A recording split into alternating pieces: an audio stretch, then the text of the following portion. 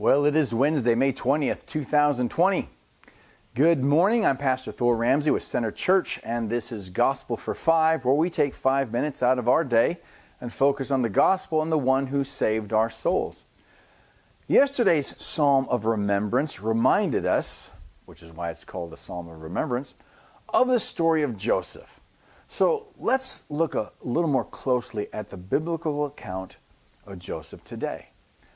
In this story, we often focus on Joseph because he's the one sold into bondage.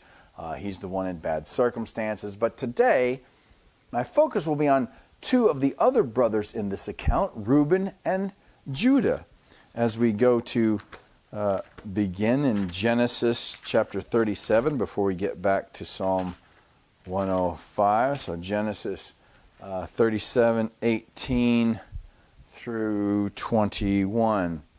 Here we are. They saw him from afar. This is his brothers seeing Joseph. They saw him from afar, and before he came near to them, they conspired against him to kill him. They said to one another, "Here comes this dreamer. Come now, let us kill him and throw him into one of the pits.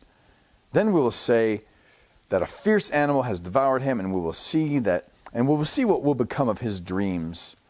But when Reuben heard it, he rescued him out of their hands, saying, "Let us not take his life." So here's Joseph's brother Reuben, who's doing his best in spite of the circumstances to rescue Joseph.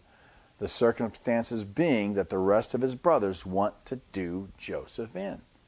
So Reuben's going against the majority opinion. Have you ever tried to stand against a majority opinion? It's not an easy thing to do, is it? Then we read in verse 22. Where's verse 22? And Reuben said to them, "Shed no blood, throw him into this pit here in the wilderness, but do not lay a hand on him." And he said this, that he might rescue him out of their hand to restore him to his father. It's stated again in the next text here that Reuben was trying to rescue Joseph. So when Joseph came to his brothers, they stripped him of his robe of the many colors that he wore, and they took him and threw him into the pit, and the pit was empty, and there was no water in it. Then they sat down to eat. It's pretty callous. And looking up, they saw a caravan of Ishmaelites coming from Gilead with their camels bearing gum, balm, myrrh, on their way to carry it down to Egypt. Then Judah said to his brothers, What profit is it if we kill our brother and conceal his blood? Come, let us sell him to the Ishmaelites, and let not our hand be upon him, for he is our brother, our own flesh." And his brothers listened to Judah then. So the Midianite traders passed by. They drew Joseph up and lifted him out of the pit, sold him to the Ishmaelites for 20 shekels of silver. They took Joseph to Egypt. So then Reuben returned to the pit. Now here's what is implied in the text. After Reuben put his rescue plan into place, he left his brothers for a period of time. Maybe he was attending to some other work-related matter. We don't know, but when he comes back, he finds that Joseph isn't in the pit, so he tears his clothes, fearing for the worst. Then he says to his brothers, "The boy is gone, and where shall I go?" So Reuben feels the weight of personal responsibility for Joseph. And when he sees that his plan has failed, he feels a deep sense of failure.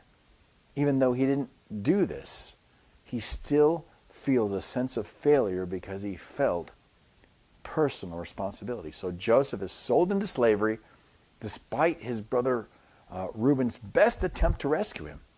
So let's pick the story back up now in Psalm 105 in verse 20. So the king sent and released him, and the ruler of the people set him free.